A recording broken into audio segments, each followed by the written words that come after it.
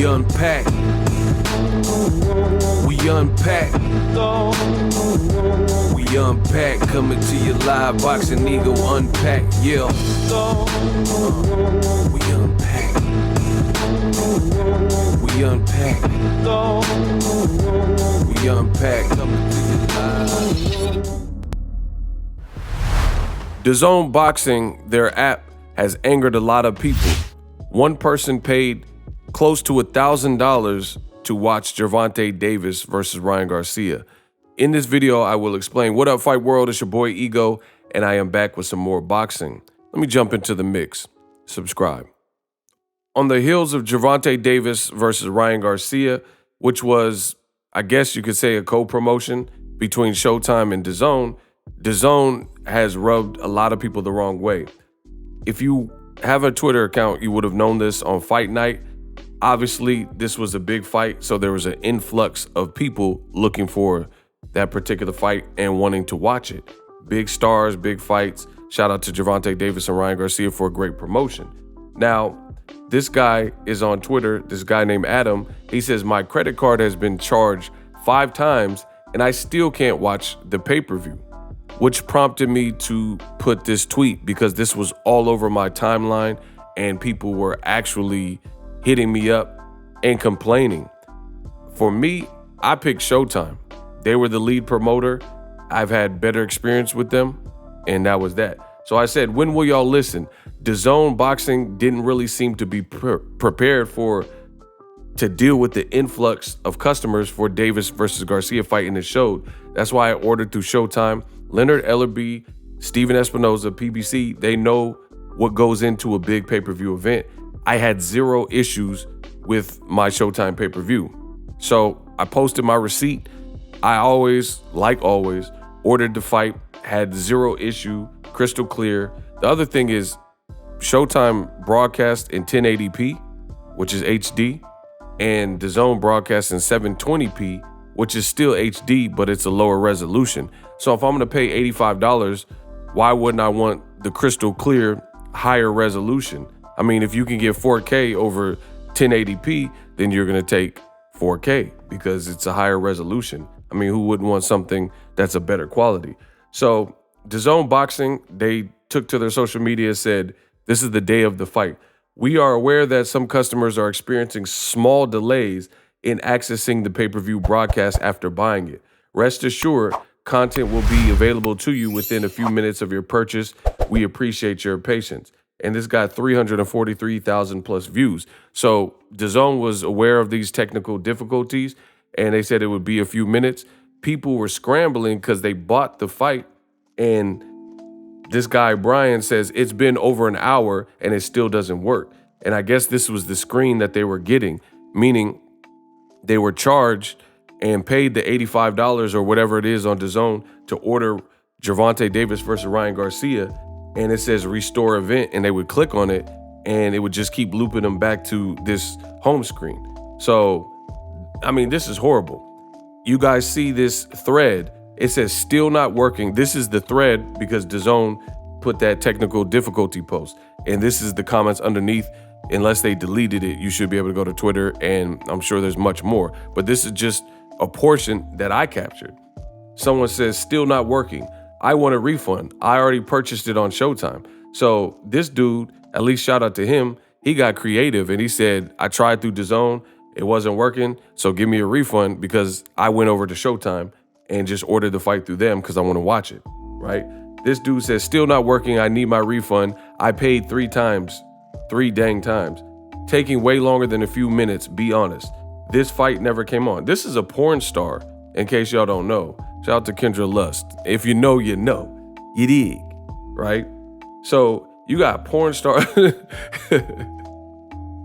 You got a porn star, you know, OnlyFans, whatever. It said never came on, fail. You can't even please a porn star. Man, come on. Who else? Still has not been resolved. Quote, some customers equals thousands. Your app is too expensive to be this broken tonight. I waited an hour and I ordered it elsewhere. The only other person that had it was Showtime. So that means people tried through DAZN, didn't get it, had no success or whatever experience that they had, the problems that they were having, and then they went and bought it at the place who had it with no issues. I also expect a refund, right? Oh, it gets worse. This is a boxing writer, I believe, this Jake guy. And it says, I checked my Bank of America app this morning to see what I was charged with. My checking account shows that DAZN charged my debit card twice. My Apple ID is linked to my credit card, which shows a pending charge of $60 proven earlier with Apple's email to me. So he posted receipts. It says my checking shows that I was charged twice. And you see it says DAZN USA, New York, $72, DAZN, $72, right? And then he has another charge. So, I mean, you got people with multiple charges. What else did he say? Confused with how much I had been charged, I checked my payment history on DAZN's website.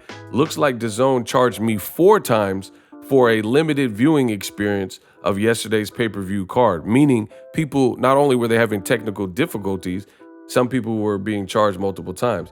Issues like mine definitely boosted illegal streams, costing all parties involved. So he's showing that he got 4 he got 4 subscriptions the day after the fight. So, I mean, that's just ridiculous. That's obviously an error, because who would watch the fight 4 times? Because with DAZN and the streaming apps, you get to put it on multiple TVs, like 2 or 3 TVs or whatever. So there will really be, unless you were buying DAZNs and, you know, subscriptions and handing them out like for a raffle, there would really be no reason for this. Someone to have bought it 4 times. And save the best for last. Adam says, my credit card has been charged 5 times. DAZN, I still can't watch the pay-per-view. So it's not even enough that people couldn't watch the pay-per-view. They couldn't watch it and they're getting charged multiple times and having this type of problem. I mean, that's insane. And it says, I guess he posted his receipts. This is his MasterCard. He got charged $98.59, 1, 2, 3 times. Oh, hold on. 4, 5. Yeah, so look, you got DAZN. Look. DAZN Limited. That's it. Oh, Google DAZN. Hold on. How many times did you get charged? I thought that said Google, but it does. It says Google DAZN. 1, 2, 3, 4, 5. Yeah, man. Like, I mean, this is crazy, bro. This is crazy. All to not be able to watch the fight on top of all other things. Sad. Now, finally, I'll say this.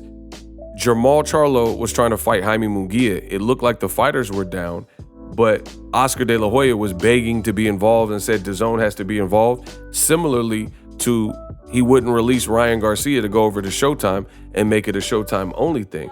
But in hindsight, now you see why Showtime and PBC, they're not really chomping at the bit and hungry to start working with other promoters, especially when it's an outfit like this that doesn't have all their ducks in a row. They've never, first of all, they said pay-per-view was dead and they were going to rid the boxing game of pay-per-view, only to lie and later join the pay-per-view market, right? And then now they want to work with everybody. Joe Markowski's doing these interviews and he's saying, hey, we want to work with everybody, but this is not how you do it. You don't work with everybody by doing a joint pay-per-view, fighting for it to be in the contract that you get to host the pay-per-view and people can buy it from your website. And then when that in effect happens to make the Gervonta Davis fight versus Ryan Garcia, your server, you don't have enough bandwidth or you don't have the capabilities to keep up with the demand. And this is why the experienced people like Showtime, they've been involved in the biggest fights of all time. Mayweather, Pacquiao, Mayweather, Conor McGregor, really all of Floyd's fights when he signed with them after the Cotto fight, right? When he signed with Showtime for the 6-fight deal, the Canelo and Mayweather, Guerrero, and all these fights. So they have big time fight experience where they know what they're doing.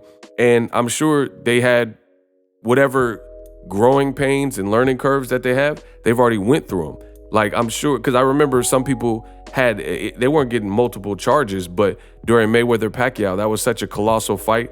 The service went down and some people couldn't even order it. That was the problem. But again, that was in 2015 when Floyd fought Pacquiao. So we're talking about 7 years later. And the good thing about learning is you go through these learning curves, and hopefully you do it early enough. It's like, just think of you being an adult.